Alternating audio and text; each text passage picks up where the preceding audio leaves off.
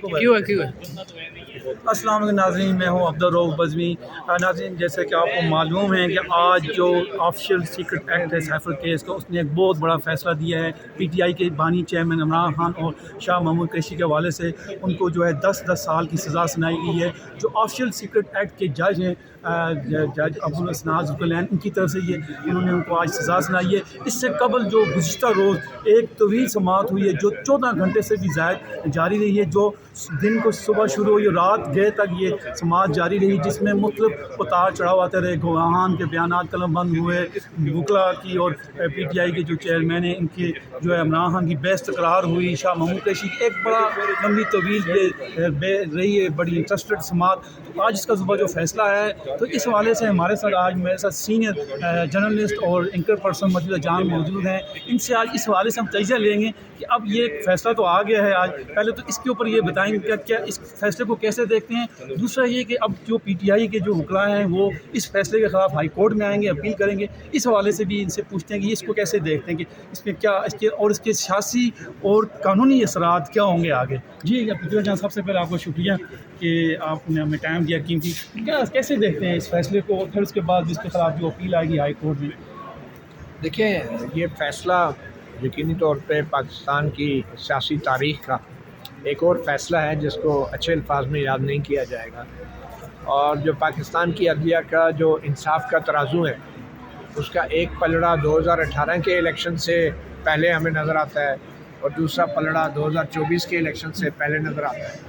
2018 کے الیکشن سے پہلے ایک وزیر اعظم کو نااہل کیا گیا، 10 سال قید کی سزا سنائی گئی میرے خیال میں 2-3 ہفتے پہلے، اور اب 2024 کے الیکشن سے ایک ہفتہ پہلے ایک اور وزیر اعظم کو 10 سال قید کی سزا سنا دی گئی ہے۔ تو مجھے ان دونوں فیصلوں میں کوئی فرق محسوس نہیں ہوتا۔ اس وقت بھی حالات و واقعات ویسے ہی تھے، اب بھی حالات و واقعات ویسے ہی ہیں، اور اب میرے خیال میں یہ جو فیصلہ آیا ہے، ہم اس کو قانون اور انصاف کی کیا سربلندی کہیں گے اس کو، اور جو 2018 سے پہلے آیا تھا کیا اس کو کیا کہیں گے، وہ بھی قانون اور انصاف کی سربلندی تھی۔ مسئلہ یہ ہے کہ یہاں پہ نہ تو مجرم بدلتے ہیں، نہ تو جج بدلتے ہیں، نہ تو قوتیں بدلتی ہیں، یہاں پہ صرف چہرے بدل جاتے ہیں۔ اور ہم نے دیکھا ہے کہ پہلے بھی ایک وزیر اعظم نواز شریف نام کا بندہ تھا جس کو اسی طرح کی پولیٹیکل انجینئرنگ کے ذریعے جو ہے سیاست سے باہر کیا گیا تھا، اور وہی پولیٹیکل انجینئرنگ جس کو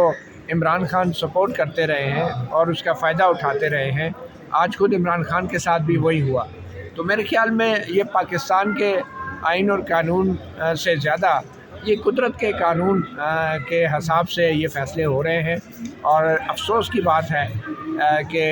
قدرت کا قانون بھی جو ہے اس کا ہم لوگ سہارا ہی لیتے ہیں اپنے دل کی تسلی کے لیے۔ ادروائز میرے خیال میں یہ مکافات عمل کہہ کے ہم اپنی جان تو چھڑا لیں گے، لیکن بنیادی طور پہ یہ جو فیصلے آ رہے ہیں اور بڑے سیاستدانوں کی نااہلی کے فیصلے الیکشن سے پہلے، یہ ان لوگوں کے خلاف نہیں ہیں،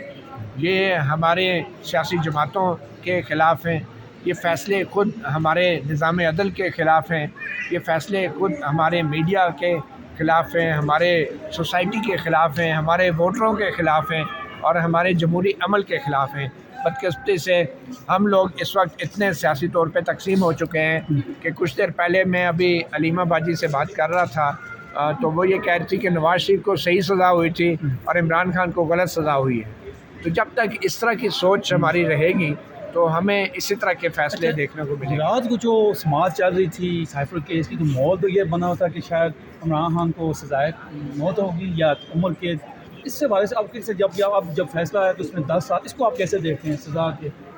رات کو تک تو یہی خبریں افواہیں گردش کر رہی تھیں کہ ان کو سزائے موت یا عمر قید ہوگی، لیکن جو فیصلہ ہے وہ 10 سال پہ، اس کو آپ کیسے دیکھتے ہیں؟ لیکن جی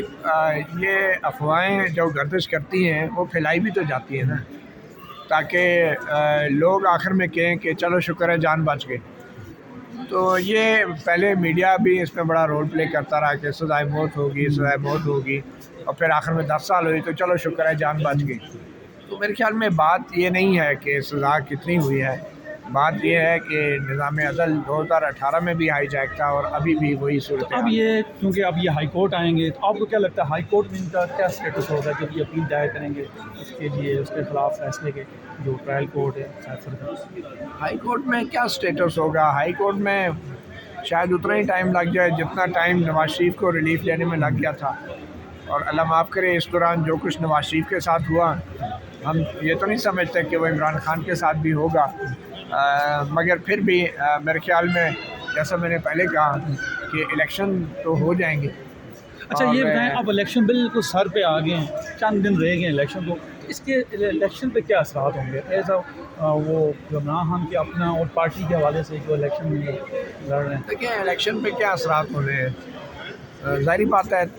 لگتا تو یہ ہے کہ شاید اس فیصلے کے اثرات ہوں گے، لیکن اثرات وہی ہوتے ہیں جو ووٹ نکلتا ہے اور ووٹ گنتی کرنے والے اثرات ڈال سکتے ہیں، اصل میں اثرات وہ ہوتے ہیں، مگر پھر ہم جیسے تجزیہ کار جو ہیں اس طرح کے فیصلوں کو لے کے کہتے ہیں کہ شاید اس وجہ سے لوگ نہیں نکلے یا لوگ آئے نہیں ہیں یا ووٹ نہیں ڈلا تو اس وجہ سے یہ ہو گیا، مگر اثرات یہی ہوں گے کہ اب مایوسی پھیلے گی جو تحریک انصاف کے لوگ ہیں جو ورکرز ہیں، اور وہ اگر ووٹ ڈالنے نہیں نکلیں گے تو ایک موقع مل جائے گا جو سیاسی مخالفین ہیں عمران خان کے یا پی ٹی آئی کے